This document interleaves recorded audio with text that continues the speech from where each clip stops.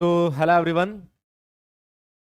स्वागत है आप सभी बच्चों का इजी प्रेप पर। एक बार फिर से उम्मीद कर रहा हूं आप सबकी तैयारी बहुत ही जबरदस्त चल रही होगी।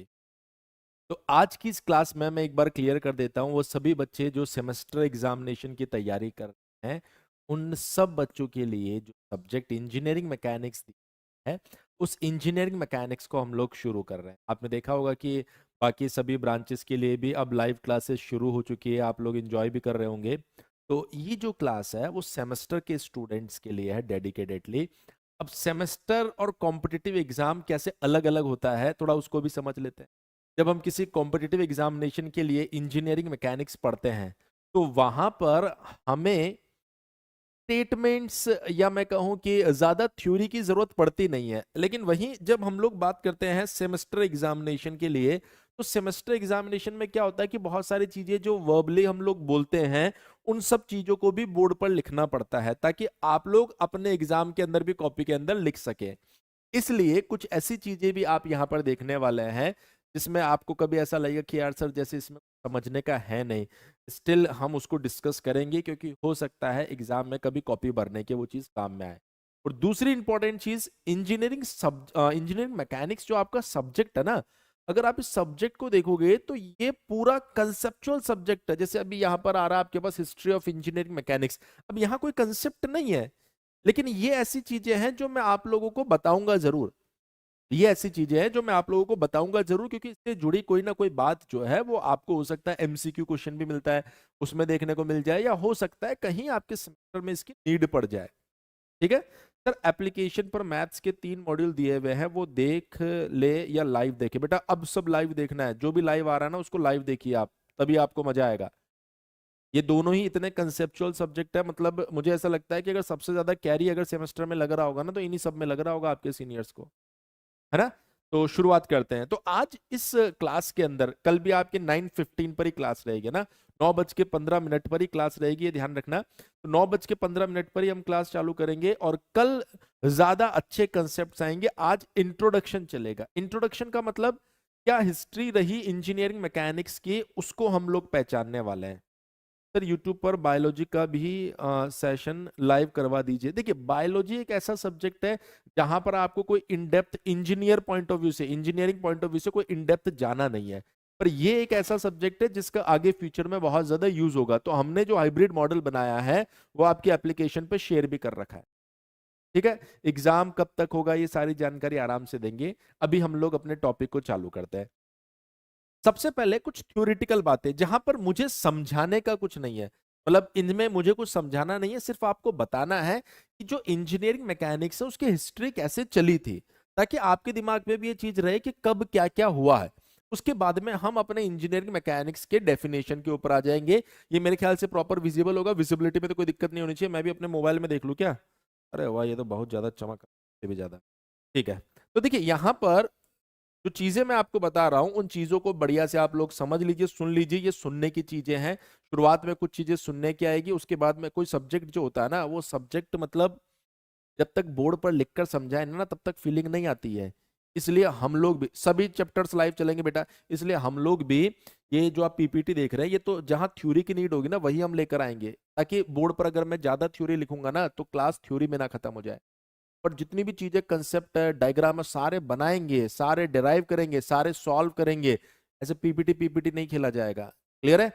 ये तो सिर्फ और सिर्फ इसलिए कि भाई हाँ हिस्ट्री है, इसको लिखकर भी क्या करेंगे, इसलिए मैं पहले से सारी चीज ले आया ताकि आप लोगों को एक बार रफली मैं आपको आइडिया दे दूं। देखिए सबसे पहले यहां पर बोला गया the word mechanics was point by Greek philosopher Aristotle. मतलब अगर हम लोग बात करें कि सर ये जो वर्ड मैकेनिक्स आया है तो ये कहां से लाया गया था, ग्रीक फिलोसोफर है एरिस्टोटल, जिसने 384 से 322 बीसी के बीच में, मतलब ये इसके बारे में दिया गया है। हालांकि कि भाई ये एरिस्टोटल कब रहा दुनिया के अंदर हमें इस चीज से मतलब नहीं है, हमें सिर्फ इतना पता है कि भाई जो वर्ड मैकेनिक्स है वो कहां से आया था, ग्रीक फिलोसोफर एरिस्टोटल ने ये वर्ड दिया था। सर अब देखिए ये ऐसी चीज है जहां पर आपको कुछ समझने की नहीं है, इसलिए मैं कोशिश करूंगा कि 10 से 12 मिनट में सारी बातें आपको बता दूं और उसके बाद में कंसेप्ट के ऊपर हम लोग पहुंचे। सर रिकॉर्डेड का नोट्स बना लिए हैं तो फिर नोट्स बनाना है क्या? देखिए मैं मेरा सजेशन तो यह है कि जो लाइव चल रहा है ना उसका आप नोट्स बनाइए, कि बहुत सारी चीजें बदलेगी, है ना, बहुत सारी चीजें बदलेगी। हमने कहा ठीक है सर, कोई दिक्कत नहीं है। तो पहली बात, मैकेनिक्स कहां से आया? Greek philosopher Aristotle. उसके बाद देखिए यहां पर क्लियरली मेंशन किया है कि उसने ये जो वर्ड यूज किया था ये किसके लिए यूज किया था। वो बोल रहा है जितने भी लीवर से जुड़ी प्रॉब्लम्स होती थी ना, और उसके अलावा concept of centre of gravity, ये सारी चीजें आप फ्यूचर में अभी पढ़ने वाले हैं सब्जेक्ट के अंदर। तो मैंने कहा लीवर से जुड़ी प्रॉब्लम और सेंटर ऑफ ग्रेविटी से जुड़ी प्रॉब्लम के लिए वो क्या करता था, ये वर्ड इस्तेमाल करता था मैकेनिक्स की। हाँ भैया, लीवर की क्वेश्चन है या फिर मान लीजिए सेंटर ऑफ ग्रेविटी की मैं स्टडी कर रहा हूं, तो मतलब मैं मैकेनिक्स की स्टडी कर रहा हूं। तो ये जो वर्ड आया था वो हमारे पास में lever and centre of gravity के फॉर्मेट में या उसकी प्रॉब्लम्स के लिए यूज करता था। कौन? एरिस्टोटल। और ये भी बता दिए ये एरिस्टोटल का सन दिया हुआ है भैया, वो किस बीसी में जिंदा था। अब देखिए यहां पर the first mathematical concept of this subject was developed Archimedes. Archimedes ये नहीं बोला गया कब डेवलप हुआ, ये आर्किमिडीज का आपको वो दिया गया कि आर्किमिडीज कब था दुनिया में। तो हमने कहा कि सर आर्किमिडीज ने सबसे पहला मैथमेटिकल कंसेप्ट डेवलप किया था इस सब्जेक्ट के लिए, और वो था आपका फर्स्ट लॉ ऑफ हाइड्रोस्टैटिक्स। अगर कोई आपसे पूछता है कि वर्ड किसने दिया, सर एमसीक्यू में ये बात आ सकती है कि बहुत कम चांस है पर आ सकती है, पर सब्जेक्ट की शुरुआत है इस वजह से थोड़ा सा सेमेस्टर पॉइंट ऑफ व्यू से ये हिस्ट्री पता होनी चाहिए। तो एरिस्टोटल ने ये वर्ड यूज किया था मैकेनिक्स, और कहां यूज करता था? Lever and centre of gravity के कंसेप्ट्स के लिए और उसकी प्रॉब्लम के लिए वो यूज करता था। जैसे प्रॉब्लम ऑफ लीवर, अच्छा कुछ बच्चे लीवर को नहीं जानते होंगे, जब आप आगे बढ़ेंगे तो मैं आपको बताऊंगा जो वो पुलिंग के लिए आप एक रॉड टाइप का कुछ इस्तेमाल करते हो ना, आगे डिटेल में बताऊंगा। तो वहां पर वो जो वर्ड है उसके लिए टेक्निकल वर्ड जो होता है ना, उसी को आप लीवर बोलते हैं। अभी तो आप सिंपली बोल सकते हैं कि सर ये देखो एक रॉड है, इससे मैंने एक फोर्स लगाया, ये ऊपर चला गया, लेकिन वहां उसको टेक्निकल वर्ड दिया जाएगा लीवर। अभी हम उसकी बात नहीं कर रहे हैं। उसके बाद जो मैथमेटिकल कंसेप्ट सबसे पहला डेवलप हुआ है वो किसने दिया बेटा? आर्किमिडीज ने। और वो कौन सा था? First law of hydrostatic. फिर आप देखिए यहां पर धीरे धीरे और आगे ये चीजें बढ़ने लग गई, और उसके बाद में देखिए इन 1325 Jean Buridan of Paris University proposed an idea that a body in motion possessed a certain impetus that is known as motion, या बोल सकते हैं that is motion। तो आप बोल सकते हैं कि सर जो आपके पास में जीन बुरिडन है, जो पेरिस यूनिवर्सिटी में अंदर अपनी स्टडी कर रहा था या वहां पर इसके ऊपर रिसर्च कर रहा था, उसने आपको मोशन से जुड़ी जानकारी दी। मतलब अगर एक बॉडी मोशन कर रही है तो आप कैसे इस चीज के बारे में बताएंगे कि सर ये मोशन कर रही है। जैसे सर आज अगर मुझसे कोई पूछता है कि मोशन को कैसे डिफाइन करेंगे, तो मैं कहूंगा कोई भी बॉडी जो है उसका जो पोजीशन वेक्टर है अगर वो समय के साथ लगातार बदल रहा है तो इट मींस वो बॉडी मोशन में है। ने कहा लेकिन सर क्या ये सारी चीजें आपने दी है? नहीं, हमने नहीं दी है, ये सारी चीजें पहले से दे दी गई है जिसको हम आपके सामने एक्सप्लेन कर रहे हैं। और अभी 10 मिनट के बाद में हम उन्हीं चीजों में जाएंगे, लेकिन 10 मिनट तक मैं आपको ये सारी चीजें बता रहा हूं कि कब कब किस चीज के बारे में बताया गया और कब आपका एक्चुअल में इंजीनियरिंग मैकेनिक्स सब्जेक्ट डेवलप हो गया है। क्लियर है? तो हमने कहा कि सर यहां पर मोशन की जानकारी 1325 में आपको पेरिस यूनिवर्सिटी में जीन बरिडन ने दिया था। उसके बाद में जो नेक्स्ट पॉइंट आप देख रहे हैं वो क्या है? इन द पीरियड 1325 से 1350 a group of scientist lead by the Thomas Bradward Bradwardine of Oxford University did lot of work on plane motion of bodies. देखिए आप 1325 के अंदर मोशन के बारे में चर्चा हो चुकी है, बोला हाँ सर। अब 1325 से 1350 के बीच में थॉमस साहब ने क्या किया था, जो ऑक्सफोर्ड यूनिवर्सिटी जिसके बारे में आप लोग भी खूब सुने होंगे, वहां पर प्लेन मोशन ऑफ बॉडीज के बारे में स्टडी की थी। तो आप देखिए डेवलपमेंट कैसे हो रहा है। पहले तो वर्ड यूज होता था इन प्रॉब्लम्स के लिए, उसके बाद पहला मैथमेटिकल मॉडल आया, फिर मोशन को डिफाइन किया गया, फिर प्लेन मोशन ऑफ बॉडीज की स्टडी की गई 1325 से 1350 के बीच में। मैंने कहा ठीक है सर, कोई दिक्कत वाली बात नहीं है, इस हिस्ट्री से हमें कोई खास मजा आ नहीं रहा है, पर हाँ हिस्ट्री हमें जाननी जरूरी है क्योंकि आप इंजीनियरिंग मैकेनिक्स पढ़ रहे हैं। फिर उसके बाद में the famous name Leonardo da Vinci, जो कि एक बहुत अच्छा great engineer and painter, gave many ideas in the study of mechanics mechanism.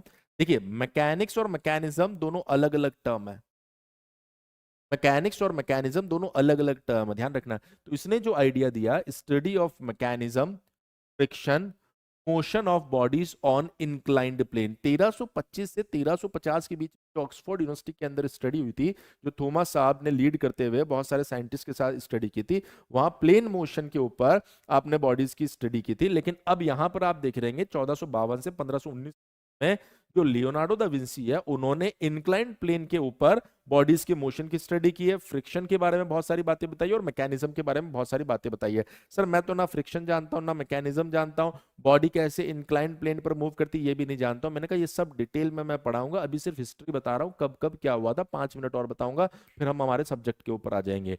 हमने कहा ठीक है सर। फिर आया गैलीलियो 1564 से 1642 के बीच में, establish the theory of projectile and gave rudimentary idea of inertia, मतलब लगभग लगभग बेसिक आइडिया आपने इनर्शिया का दिया। तो जो गैलीलियो है उसने, ये 1564 से 1642 के बीच में रहे थे, इन्होंने प्रोजेक्टाइल मोशन की थ्योरी दी। इसके अलावा जो इनर्शिया जिसके बारे में आप लोग अभी आगे पढ़ेंगे, वो इनर्शिया का कुछ कुछ आइडियाज दिया था। ऐसा नहीं कि भाई पूरा का पूरा इनर्शिया इन्होंने क्लियर किया था, ये हम नहीं बोल रहे, कुछ आइडिया इन्होंने दिया था और कब दिया था वो मैंने आपको यहां पर बता दिया। उसके बाद में आप देखिए ह्यूजिन्स, इन्होंने 1629 से 1695 के बीच में analysis of motion of a pendulum, वो आप देखते थे ना कि एक पेंडुलम एक रस्सी से लगाकर, आप आज के टाइम पर भी उसके ऊपर बहुत सारे, कभी उसके ऑसिलेशन निकालते हो, कभी उसका टाइम पीरियड निकालते हो। इसने उसका पूरा एनालिसिस करके आपको उस टाइम पर कंप्लीट डिटेल दी थी। कब? 1629 से 1695 के बीच में भाई साहब थे, उस टाइम पर उन्होंने इसकी स्टडी करके आपको आइडिया था। तो आप कैटेगरी, मतलब अगर आप एक सीक्वेंस देखेंगे तो एक छोटे से वर्ड से कैसे कैसे कैसे कैसे धीरे धीरे आप प्योर मैकेनिक्स की साइड बढ़ते जा रहे हो, और कब कब क्या क्या हुआ वो सारी चीजें मैं आपको यहां पर बता रहा हूं। अब आप देखिए यहां पर scientific history of engineering mechanics start with sir Isaac Newton, जिसको आप लोग मेरे ख्याल से बहुत बढ़िया तरीके से जानते होंगे। जो आप न्यूटन न्यूटन करते हो उनको सर की उपाधि दी गई है, इनका पूरा नाम इसाक न्यूटन है, जिसको हम सर इसाक न्यूटन की जो उपाधि दी गई है। He introduce the concept of force. अभी जब आप इंजीनियरिंग मैकेनिक्स शुरू करेंगे तब आपको पता चलेगा कि सर यहां पर जो फोर्स और जो मास है उसके बिना पूरा मैकेनिक्स ही नहीं है। इस वजह से यहां पर आप देखिए बहुत सारी नई नई बातें इन्होंने बताई है, इसकी वजह से इनका बहुत बड़ा रोल है साइंस के अंदर, इस वजह से यहां पर सर इसाक न्यूटन रखा गया, जबकि इनका नाम इसाक न्यूटन है। तो इन्होंने आपको concept of force and mass and gave laws of motion, laws of motion, पूरा मैकेनिक्स इन 3 वर्ड के आसपास चलने वाला, पूरा मैकेनिक्स इन 3 वर्ड के आसपास चलने वाला है। सर एक रिक्वेस्ट है, मैं उड़ान बैच लिया हूं और सुमित सर से नेटवर्क पढ़ाएंगे, सब पढ़वाएंगे, चिंता मत करो। काहे चिंता कर रहे हो भाई? अभी सुमित सर सेमेस्टर वालों को तो पढ़ा ही रहे हैं, है ना? बोला ठीक है सर, बहुत बढ़िया। इसाक न्यूटन साहब की बात भी समझ में आ गई, 2 लोगों को और जान लेते हैं। James Watt introduce the terms horse power, horse power word आपने सुना होगा, for comparing performance of his engine. James Watt ने, आपको पता है स्टीम इंजन की कहानी आप सब लोगों ने सुनी होगी, बोला हाँ जी सर सुनी है। तो वहां पर उसने अपने इंजन की परफॉर्मेंस को कंपेयर करने के लिए आप लोगों को एक टर्म दिया था, हॉर्स पावर। आप लोगों को क्या टर्म दिया था बेटा? हॉर्स पावर टर्म दिया था। मैंने कहा हाँ ठीक है, तो ये इन्होंने दिया था। उसके बाद में जॉन बर्नौली, बर्नौली को कौन नहीं जानता, तो इन्होंने बोला है कि enunciated the principle of virtual work. Sir ये वर्चुअल वर्क क्या होता है? अगेन ये भी आपके पास में बहुत अच्छा टॉपिक है और अच्छा चैप्टर आपके सिलेबस में दिया गया है, के बारे में भी हम लोग चर्चा करने वाले हैं। तो ओवरऑल अगर आप थोड़ी सी पिक्चर देखें तो मैकेनिक्स वर्ड पहली बार कब यूज हुआ है, सर क्यों यूज हुआ करता था, वहां पर फर्स्ट मैथमेटिकल मॉडल कब डेवलप हुआ, उसके बाद में आपने देखा प्लेन मोशन कब आया, इंक्लाइंड मोशन कब आया, फ्रिक्शन कब आया, सिंपल पेंडुलम कब आया, और उसके बाद में force, mass, Newton's laws of motion कब आया, हॉर्स पावर की बात कब हुई, और उसके बाद में वर्चुअल वर्क की कहानी कब आई। तो ये थोड़ी सी हिस्ट्री थी जो आपको पता होनी चाहिए थी, बस इतनी सी बात है। अब जितनी भी चीजें आएगी ना सारे के सारे कंसेप्चुअल कहानी है। क्या सर? सर अब ये हिस्ट्री तो आपने बता दी, तो अब जो हमारे सामने पॉइंट आया वो कौन है सर? वो है इंजीनियरिंग मैकेनिक्स, इंजीनियरिंग मैकेनिक्स। तो पहला क्वेश्चन आता है कि सर आपने टूटे फूटे वर्ड्स तो समझा दिए हमने, क्या क्या थे सर टूटे फूटे वर्ड? टूटे फूटे वर्ड सर ये बता रहे थे कि कब कौन आया, कब फोर्स आया, कब मास आया, कब हॉर्स पावर आया, कब लीवर आया, कब लॉज ऑफ हाइड्रोस्टैटिक आया, वो सारी बात तो हमें समझ में आ गई। बट अगर हम लोग देखें तो इंजीनियरिंग मैकेनिक्स है क्या? अब 2 बातें आप ध्यान रखना, एक चीज समझना, एक उसको प्रॉपर एक्सप्लेन करना, और तीसरा इंपॉर्टेंट पॉइंट उसको उसी तरीके से एग्जाम में जाकर लिख कर आना, है ना? उसको उसी तरीके से एग्जाम में जाकर लिख कर आना। बेटा मैंने आपका कमेंट पढ़ लिया है, चिंता मत करो, है ना, सुमित सर से करवाएंगे, घबराओ मत। तो हमने क्या बोला सर यहाँ पर, इंजीनियरिंग मैकेनिक्स है क्या? तो बोला सर हमने पहले भी आपसे मैकेनिक्स पढ़ा जहां पर आपने दो तीन बातें बताई थी, और कुछ बच्चे ऐसे हैं जिन्होंने मैकेनिक्स नहीं पढ़ा होगा, तो उनको भी मैं बता देता हूं, लेकिन ध्यान रखना कॉम्पिटिटिव एग्जाम में चीजों को सीखना और सेमेस्टर को लिखने में फर्क है। मैंने कहा देखो क्या होता है कि दो तीन चीजों को पहचानिए, what is science and what is scientist and what is applied science. मैंने कहा साइंस क्या है, जहां पर नए नए प्रिंसिपल्स आप बना रहे हो। साइंटिस्ट कौन है, जो एक्चुअल में बना रहा है।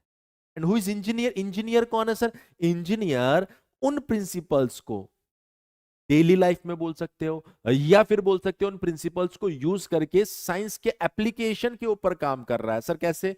सर जी वो पास्कल्स लॉ हमने पढ़ा था। मैंने कहा हाँ, पास्कल्स लॉ किसी इंजीनियर ने, मतलब मैंने और आपने नहीं बनाया होगा, लेकिन जब आप देखेंगे हाइड्रोलिक प्रेस के बारे में आप लोगों ने सुना होगा, बोला हाँ सर सुना होगा, तो वो कैसे चल रहा है सर, वो पास्कल्स लॉ के बेसिस चल रहा है। मैंने कहा हाँ, तो पास्कल्स लॉ एक प्रिंसिपल हो गया, लेकिन उसका यूज जो हो रहा है, उसका जो एप्लीकेशन हो रहा है, वो एक इंजीनियर ही करता है। तो साइंटिस्ट भले ही उसको बना रहा है, लेकिन उसको अप्लाई, उसको आप बोलेंगे सर उसका एप्लीकेशन कौन यूज कर रहा है या उसका एप्लीकेशन कौन दिखाएगा दुनिया को, सर वो दिखा रहा है आपका एक इंजीनियर। तो आपका और हमारा काम क्या है, उन प्रिंसिपल्स और इस तरह के जितने भी लॉज और प्रिंसिपल बने हैं उनकी एप्लीकेशन के ऊपर चर्चा करना है। तो ओवरऑल आपको दो तीन वर्ड्स साइंस, साइंटिस्ट और इंजीनियर, तीनों का रोल समझ में आ गया होगा। एक जो प्रिंसिपल बनाता है साइंटिस्ट, साइंस जिसमें प्रिंसिपल बनाए जा रहे हैं, इंजीनियर जो उनको यूज करने वाला। क्लियर है? चलिए सर एली में जो पढ़े हैं सिलेबस डिफरेंट है क्या सेमेस्टर सिलेबस? देखो एक चीज मैं आपको बता देता हूं, एली में आपने थोड़ा सा अलग तरीके से पढ़ा था, और सेमेस्टर में थोड़ा सा आपको अलग तरीके से और अलग तरह के क्वेश्चंस देखने को, है ना।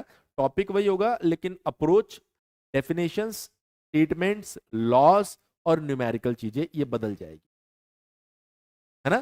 जैसे अभी वही बात मैं आपको बता रहा था, तो ये तीन वर्ड आपको समझ में आ गए होंगे। मैंने कहा ठीक है सर, तीन वर्ड हमें समझ में आ गए। अब ये इंजीनियरिंग मैकेनिक्स है कौन, तो मैं आपको बता देता हूं इंजीनियरिंग मैकेनिक्स को हम कैसे डिफाइन करते हैं।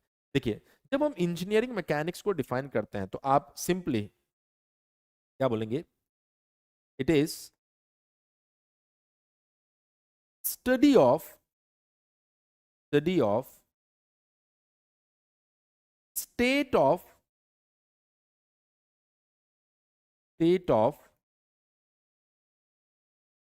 Rigid body under application of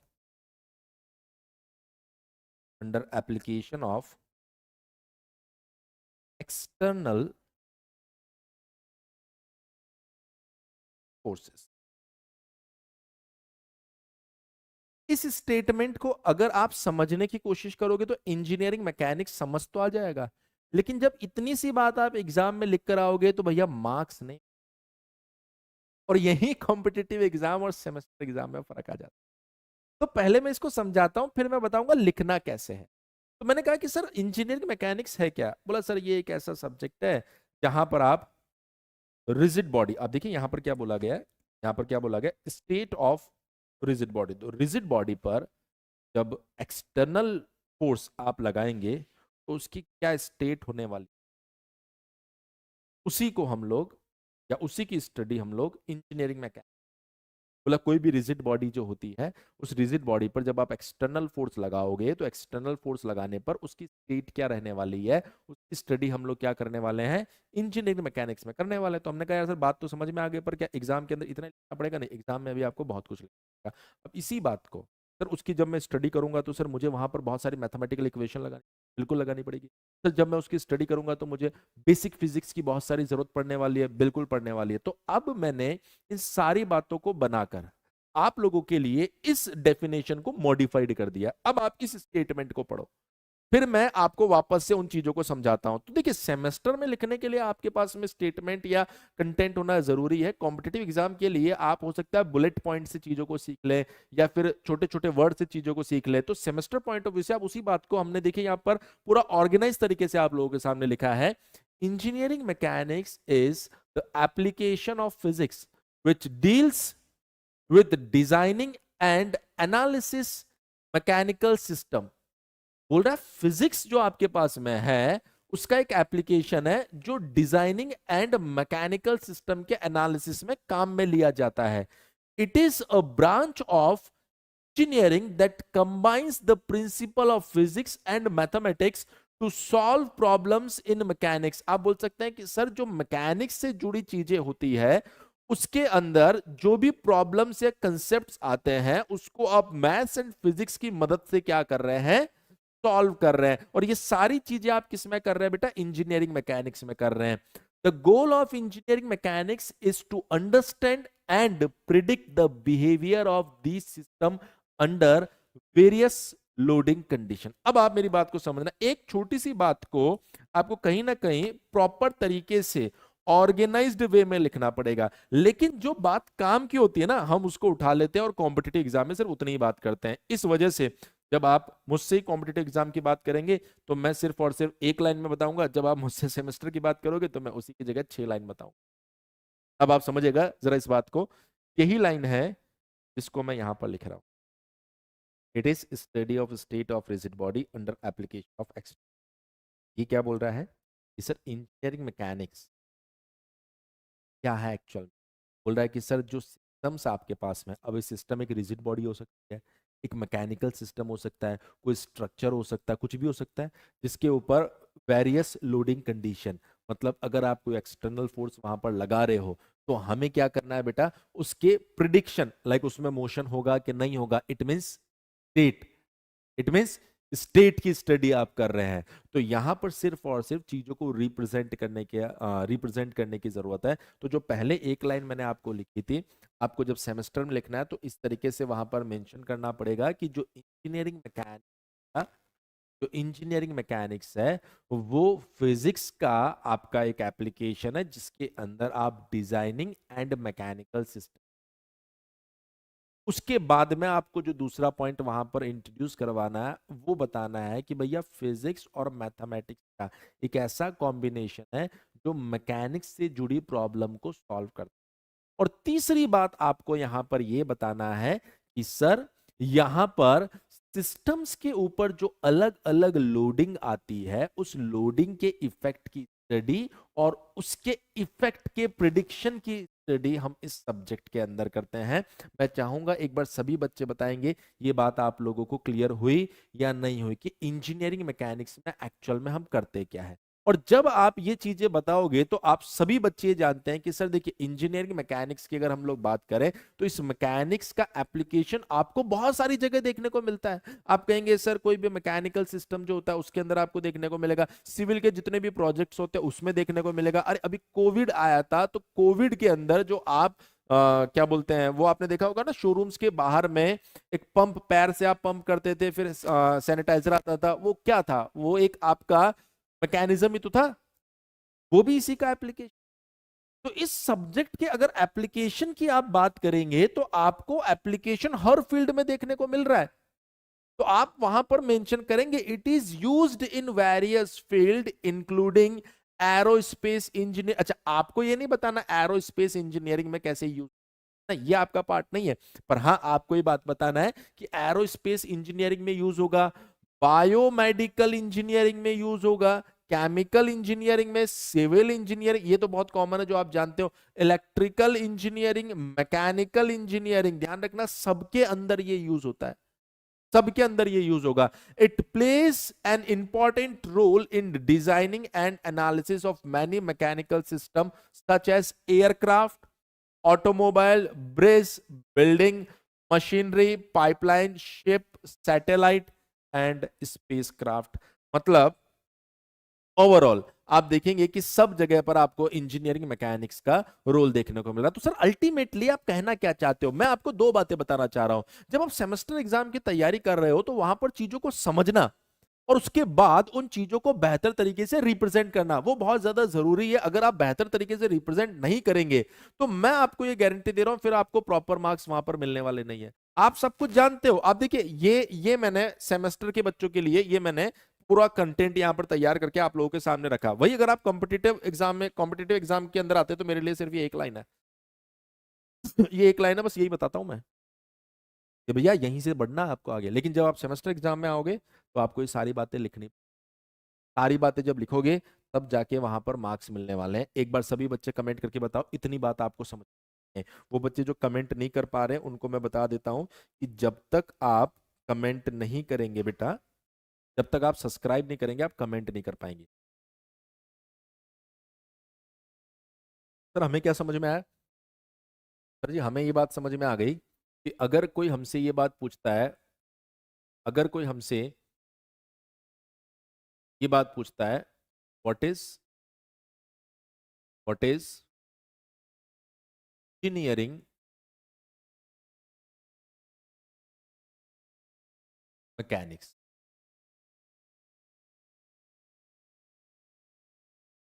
इसका जवाब आप लोगों को मिल चुका है। इसका जवाब आप लोगों को मिल चुका है। मुझे नहीं लगता किसी बच्चे को अब इसके अंदर कोई कंफ्यूजन है। अब हम लोग थोड़ा सा आगे इसकी स्टडी करते हैं। मैंने कहा सर जब हम इंजीनियरिंग मैकेनिक्स की बात करेंगे, जब हम इंजीनियरिंग मैकेनिक्स की बात करेंगे, मेजरली इस लोग दो ब्रांचेस करवाते हैं इंजीनियरिंग मैकेनिक्स। ऊपर लिख देता हूं इस बात को। Basically basically we can divide this subject in two major parts, two major parts। Engineering mechanics है क्या, ये बात आपको समझ। अब बात आ रही है कि सर इंजीनियरिंग मैकेनिक्स को आप दो पार्ट में डिवाइड कर सकते हो। कौन कौन से वो दो पार्ट होंगे? आपने लिखा है यहां पर इंजीनियरिंग मैकेनिक्स। थोड़ा सा अलग तरीके से अप्रोच करना पड़ता है सब्जेक्ट पर, थ्योरेटिकली भी ध्यान रखना पड़ता है और कंसेप्चुअली भी हमें ध्यान रखना पड़ता है ना। तो हमने क्या बोला कि सर दो पार्ट है यहाँ। नंबर वन, पहला पार्ट स्टैटिक्स, स्टैटिक्स। दूसरा part dynamics, statics and dynamics. देखिए बहुत सी बार जब हम अलग अलग बुक्स को देखते हैं, जब हम अलग अलग यूट्यूब चैनल्स को देखते हैं, तो वो क्या करते हैं, इस इंजीनियरिंग मैकेनिक्स का जब पार्टीशन करते हैं तो वो बताते हैं देखो ये फ्लूइड है, ये स्ट्रेंथ ऑफ मटेरियल है और ये सेगमेंट इंजीनियर। तो आपको घबराने की जरूरत नहीं है, वो अभी हमारे पास में भी आएगा। पर अभी आज की इस क्लास में सिर्फ बेसिक इंट्रोडक्शन की, बेसिक इंट्रोडक्शन की जब हम चर्चा करेंगे तो वहां पर अभी हम लोग उन पॉइंट्स के ऊपर नहीं जाएंगे। हमने देखा बहुत सारी रेफरेंस बुक में बात में ही आ जाता है भैया मैकेनिक्स जो है ये चार पार्ट कर देंगे और बताएंगे ये फ्लूइड मैकेनिक्स, ये स्ट्रेंथ ऑफ मटेरियल और ये वाला पोर्शन आपका इंजीनियरिंग मैकेनिक्स है जिसकी आपको स्टडी करनी है। पर हम थोड़ा सा अलग तरीके से, है ना। तो हमने बोला कि सर दो पार्ट है हमारे पास में, एक स्टैटिक्स और एक हमारे पास में क्या डायनामिक्स। तो अब यहां पर सर ये स्टैटिक्स होता क्या है, देखना जरा। सर ये स्टैटिक्स होता क्या है, तो अब देखिए स्टैटिक्स।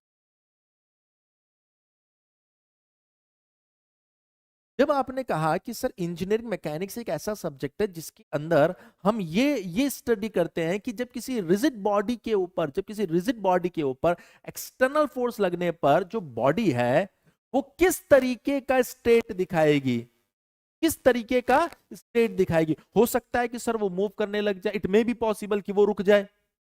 तो उसी के बेसिस पर यहां पर बात की गई है स्टैटिक एंड डायनामिक, यानी इंजीनियरिंग मैकेनिक्स का वो पार्ट, इंजीनियरिंग मैकेनिक्स का वो पार्ट के अंदर रेस्ट में रखी गई कोई बॉडी जो होती है उसकी स्टडी की जाती है, रेस्ट में रखी हुई बॉडी की स्टडी की जाती है। क्लियर है? सर लाइव क्लासेस रेगुलरली होगा क्या? बिल्कुल लाइव क्लासेस रेगुलरली होगा ना, रेगुलर लाइव क्लासेस होगी, है ना। तो सर स्टैटिक्स क्या है, तो मैं आपको बताता हूं यहां पर स्टैटिक्स के बारे में कैसे डिफाइन करेंगे। It is part of engineering mechanics in which we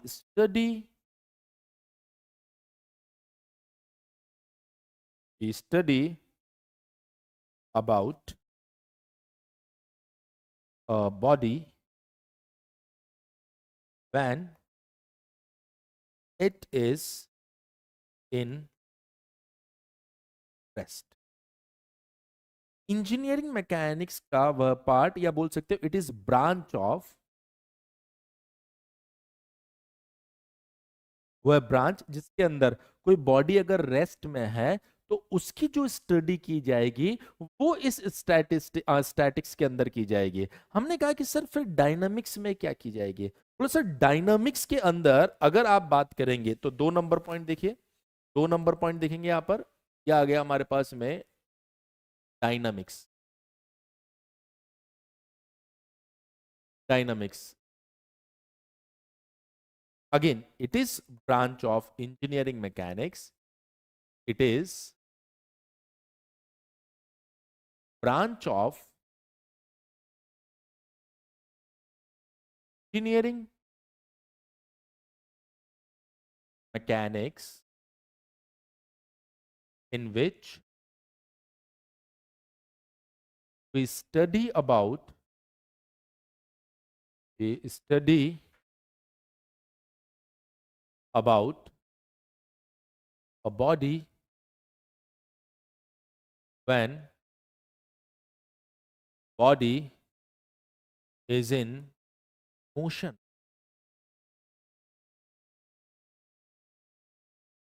बोल रहा है कि सर डायनामिक्स में इंजीनियरिंग मैकेनिक्स की वो ब्रांच जिसके अंदर यदि एक बॉडी मोशन में है तो उसकी स्टडी की जाती है, उसे हम डायनामिक्स बोलते हैं। डायनामिक्स को बाद में हम फिर से 2 कैटेगरीज में डिवाइड कर सकते हैं। Number 1 kinematics, number 2 kinetics. अब सर काइनेमेटिक्स क्या होता है? जैसे मान लीजिए ये बॉडी यहां पर रखी हुई है, ये बॉडी यहां पर रखी हुई है और मैंने आपसे पूछा कि मैंने F1 फोर्स इधर से लगाया और F2 फोर्स इधर से लगाया, F1 की वैल्यू 10 न्यूटन है, तो बताओ F2 की वैल्यू कितनी होगी? तो आपने कहा सर बॉडी, मैंने कहा रेस्ट में है। तो बोला सर अगर बॉडी रेस्ट में है तो इसकी स्टडी अगर मैं करूंगा तो किसके बेसिस पे करूंगा? बोला इसकी स्टडी आप स्टैटिक्स के अंदर करने वाले हैं सर, क्योंकि बॉडी किस में है बेटा? यहां पर रेस्ट में है। मैंने कहा ठीक है सर। फिर मैंने कहा कि सर एक बॉडी है जो कि मूव कर रही है, बताओ सर इसकी वेलोसिटी क्या है? तो आपने कहा अच्छा सिर्फ वेलोसिटी की बात करनी है? बोला एक्सेलरेशन भी बता दो सर। मैंने कहा अच्छा सिर्फ एक्सेलरेशन की बात करनी है? आपने कहा एक काम करो डिस्प्लेसमेंट भी बता दो। मैंने कहा सिर्फ यही बातें करनी है ना? बोला हाँ सर यही बातें करनी है। तो मैंने कहा अगर आप without considering cause of motion, motion का जो कारण है अगर आप उसको कंसीडर नहीं करते हैं और ऐसी कंडीशन में आप स्टडी कर रहे हैं तो डायनामिक्स के उस पार्ट को बोला जाता है काइनेमेटिक्स। क्या बोलते हैं हम लोग? काइनेमेटिक्स। अगर मान लीजिए आपकी बॉडी मोशन में है और आपने कहा कि सर क्योंकि बॉडी मोशन में है तो बताओ इसके ऊपर जो फोर्स लग रहा है F1, इस F1 की वजह से मान लीजिए हमने एक और फोर्स लगाया F2, तो बताओ कितना रिटार्डेशन आ रहा है या फिर कितना फोर्स मैं लगाऊं जिसकी वजह से बॉडी में इतना एक्सेलरेशन है? तो आप अरे अरे अरे सर फोर्स की बात कर रहे हो? मैंने कहा हाँ। बोला फोर्स और टॉर्क ये किसी बॉडी में मोशन के कारण होते हैं, लेकिन सर ये फोर्स और टॉर्क होते क्या? मैंने कहा आगे पढ़ाऊंगा अभी। किसी बॉडी में मोशन का कारण कौन हो गया? फोर्स और टॉर्क। बोला हाँ सर। अब ये फोर्स और टॉर्क जिसकी वजह से बॉडी मोशन में आ रही है तो आपने मोशन के कारण को कंसीडर कर लिया, और अगर आप मोशन के कारण को कंसीडर कर रहे हैं इसका मीनिंग यह है कि now you are considering the cause of motion. और whenever you are considering the cause of motion, this study will not consider in kinematics। ये स्टडी काइनेमेटिक्स में कंसीडर नहीं की जाएगी। It is a different kind of study, which will consider in the second part of dynamics which is known as kinetics। ये एक अलग तरह का आपका स्टडी है जो डायनामिक्स के दूसरे पार्ट जिसको हम बोलते हैं काइनेटिक्स, उसके अंदर की जाती है। तो आप कहेंगे सर यहां से मुझे क्या समझ में आया? बोला सर यहां से मुझे समझ में आया dynamics, dynamics can also classified in two more categories. Two more categories. Number one, kinematics. Kinematics. Number two, kinetics. Number two, kinetics. अब मैं यहां पर इंट्रोड्यूस कराऊंगा kinematics.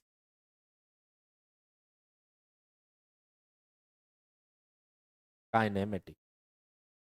Sir what is kinematics? ध्यान से आप कहेंगे sir it is part of dynamics which we study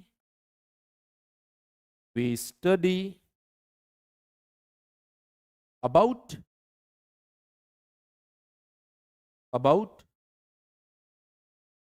motion of particle or body without considering cause of motion. Motion का कारण आप यहां पर कंसीडर नहीं करेंगे. मैं चाहूंगा एक बार सभी बच्चे कमेंट करके बताएंगे मेरी बातों को समझ पा रहे हो कि नहीं समझ. मैं पूरी कोशिश कर रहा हूं एक एक आप लोगों के लिए बोर्ड पे लिखूं, आपको बढ़िया से एक एक चीज समझाऊं. सर मोशन का कारण कौन होता है? तो आपने यहां पर इस बात को लिखा, any body in motion of any body, the main cause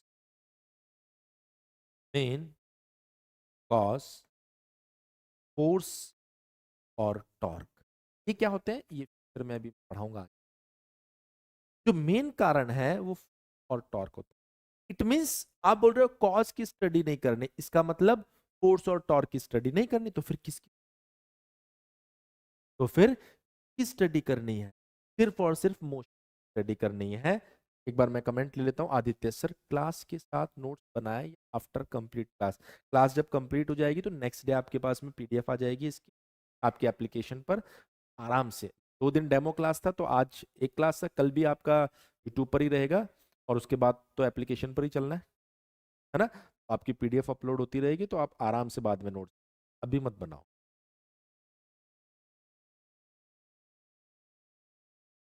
है ना. अभी बढ़िया से समझो. इसका मतलब सर कॉज की स्टडी नहीं करनी मतलब फोर्स और टॉर्क की स्टडी नहीं करनी है. ठीक है, तो आपने क्या कहा, इसका मतलब क्या हो गया? That is in this part of dynamics we will not study about force and torque. समझ में आ गई बात? हमें इसमें कोई दिक्कत वाली बात नहीं. तो फिर स्टडी किसकी करते हैं जब फोर्स और टॉर्क की नहीं करती? तो आपने कहा कि सर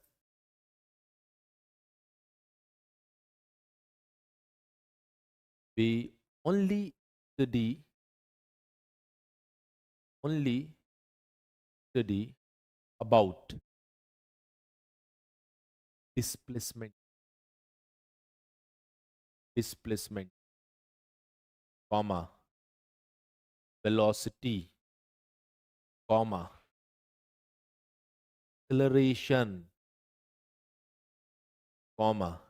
अब ये डिस्प्लेसमेंट वेलोसिटी एक्सेलरेशन लीनियर भी हो सकते हैं और एंगुलर भी हो सकते हैं एटसेट्रा. सर जब लीनियर बॉडी लाइक अगर एक बॉडी जो है आपके पास में, आप कहेंगे सर फॉर लीनियर ट्रांसलेशन, या फिर आप सिंपली बोल सकते हो फॉर ट्रांसलेशन. फॉर, अब ये ट्रांसलेशन क्या होता है ये बेटा आगे आएगा तो जल्दबाजी. फॉर ट्रांसलेशनल मोशन, मान लीजिए ये एक बॉडी है आपके पास. अब अगर ये ट्रांसलेशनल मोशन है मतलब तरह का कोई रोटेशन नहीं है, ये ऐसे आगे जा रही होगी, कहाँ सर, का अपना एक डिस्प्लेस, अपनी एक वेलोसिटी होगी, इसका अपना एक एक्सेलरेशन। जब भी आप जब भी आप सेमेस्टर एग्जामिनेशन की बात करो तो एक बात ध्यान रखिएगा, जैसे एक्स वी ए मैंने लिख दिया, तो यहां पर आपको मेंशन करना पड़ेगा where X is linear translation, linear translation, where v is linear velocity, linear velocity, where a is linear body translation. For translation motion in this type of motion, we study about linear parameter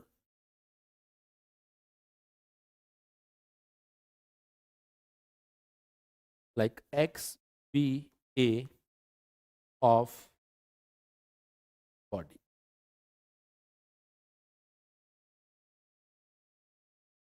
clear है? नहीं बेटा, वो मैं खुद solve करवाऊंगा, add करने से काम नहीं चले। बिल्कुल ऋषभ, और सिर्फ मैकेनिक्स का ही नहीं, बाकी सब्जेक्ट का भी तो चल ही रहा है ना लाइफ, है ना? कि सेमेस्टर थोड़ा सा डिफरेंट चीज है, अगर आपको बढ़िया परफॉर्म जैसा हम सिखा रहे हैं उस तरीके से आपको वहां हमने कहा दिक्कत नहीं है। पहला पार्ट था सर, क्या हो गया था बेटा, पहला पार्ट है।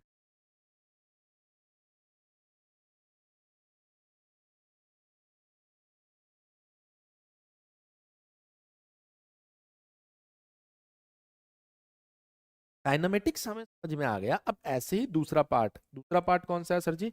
दूसरा पार्ट है काइनेटिक्स। दूसरा पार्ट क्या है आपके पास में? काइनेटिक्स। हमने कहा सर जी काइनेटिक्स, अभी अभी आपने बताया था it is part of dynamics in which sir notification, अरे ये तो यूट्यूब पर चल रहा है, 2 दिन आपका डेमो क्लास यूट्यूब ना, तो वैसे ऐप पर लिंक भी जाता है, उसके बाद तो ऐप पर चलेगा। हाँ, it is it is part of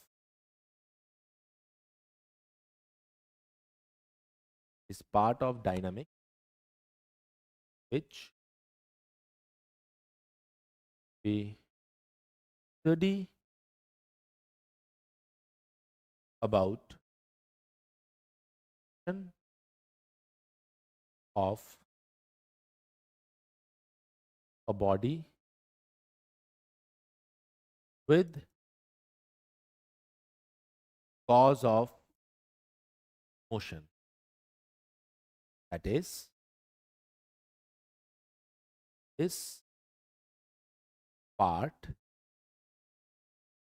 we also study about force, torque. जब आपके पास में काइनेटिक्स की बात होती है तो आपको इस चीज का ध्यान रखना है कि सर उस पर्टिकुलर बॉडी के लिए अब आप फोर्स और टॉर्क की स्टडी भी करोगे, क्योंकि काइनेटिक्स की स्टडी चल रही है। तो काइनेटिक्स में फोर्स और टॉर्क को भी कंसीडर किया जाएगा, काइनेमेटिक्स में सिर्फ और सिर्फ आपको किसको कंसीडर करना है? Velocity, displacement. Just basic basic introduction आज मैंने आपको दिया है, मेरे ख्याल से आप लोगों को आ गया होगा। अब कल जब हम लोग इसके अंदर आएंगे तो पूरी कहानी जो है ना वो डेप्थ में चलने वाली है। मतलब अब आप धीरे धीरे आप ये देखोगे रिजिड बॉडी क्या होती है के बारे में कुछ चीजें मैं आपको समझाऊंगा, फोर्स क्या होता है वो समझाना पड़ेगा, डिफॉर्मेशन क्या होता है वो समझाना पड़ेगा, टाइप्स ऑफ फोर्स क्या है, फोर्स सिस्टम क्या है, सबको एकदम डिटेल में आप लोगों को पढ़ना पड़ेगा। और इस तरीके से प्रॉपर आपको नोट्स बनाने पड़ेंगे, जब आप नोट्स बनाएंगे तो आपको ये सारी चीजें समझ में आएगी। और डायग्राम जहाँ जरूरत पड़े, जैसे यहाँ पर आप बता सकते हो सर ये एक बॉडी है मेरे पास में, और इस बॉडी के ऊपर मान लीजिए इधर कोई फोर्स लग रहा है F1, अंदर कोई एक्सेलरेशन आ रहा है तो इस तरह का जो स्टडी होगा ना जिसमें देखिए एक्सेलरेशन भी आ रहा है, फोर्स भी आ रहा है, उसको हम लोग काइनेटिक्स के अंदर कंसीडर। बाकी क्लास ऐप पर होता है या ऐप पर होता है बेटा, है ना? मैं उम्मीद कर रहा हूं कि ये बात आपको समझ में आई होगी। अब यदि अगर आप चाहते हैं कि सर मैं इजी प्रेप के साथ में सेमेस्टर कोर्सेज के साथ में बेस्ट प्रिपरेशन करना चाहता हूं तो आपको करना क्या होगा? इजी प्रेप एप्लीकेशन को डाउनलोड करना है और उसके बाद में वहां पर आपको उम्मीद बैच दिखाई देगा जो बीटेक सेमेस्टर के लिए। और उस उम्मीद बैच में कोई भी सेमेस्टर अगर आप लेते हैं, लाइक आप फर्स्ट सेमेस्टर लेते हैं, तो आपको वो 2999 की जगह भी सिर्फ 1499 में मिलेगा। अगर आप यहां पर कॉम्बो बैच लेते हैं जो आपको 4999 की जगह अभी 2499 में दिया जा रहा है। कॉम्बो का मतलब होता है 1+2 साथ में ले रहे हैं, 3+4 साथ में ले रहे हैं, 5+6 साथ में ले रहे हैं, तो आप इस तरीके से उन बैचेस को ले सकते हैं। सर क्या खास बात रहने वाली है? आपको लाइव प्रैक्टिस क्लासेस हम लोग दे रहे हैं, live plus recorded theory classes दे रहे हैं, रेगुलर डाउट सेशन देंगे, पीडीएफ नोट्स देंगे, प्रीवियस क्वेश्चन सॉल्व करवाएंगे, और सबसे मजेदार चीज है कि जो आपको लेक्चर्स दिए जा रहे हैं वो सब्जेक्ट एक्सपर्ट की मदद से आपको बेस्ट कंटेंट प्रोवाइड करवाया जा रहा है, जिसमें आपका थ्योरी एंड न्यूमेरिकल दोनों पार्ट को हम लोग कवर कर रहे हैं। अगर बैच से रिलेटेड आपके दिमाग में कोई भी कंफ्यूजन होता है तो आप हमारे हेल्पलाइन नंबर जो यहां पर आपको शो कर रहा होगा 7014639318 पर कॉल कर सकते हैं। सबसे बेस्ट तरीका जो हमें लगता है, एप्लीकेशन को डाउनलोड करो, खुद से डेमो देखो, फिर अगर कोई कंफ्यूजन रहता है तो हेल्पलाइन नंबर पे कॉल करके आप उससे कंसल्ट कर सकते हैं। मैं एक बार फिर से बता देता हूं, ये ऑफर फीस है, तो इस ऑफर फीस के अंदर आप अपने आप को कोर्स में एनरोल कर सकते हैं और अपने सेमेस्टर की तैयारी को बेस्ट कर सकते हैं। तो आप सभी बच्चे इजी प्रेप एप्लीकेशन डाउनलोड कर लीजिए। इसी तरह के और भी अपडेट्स के लिए बने रहिए इजी प्रेप के साथ।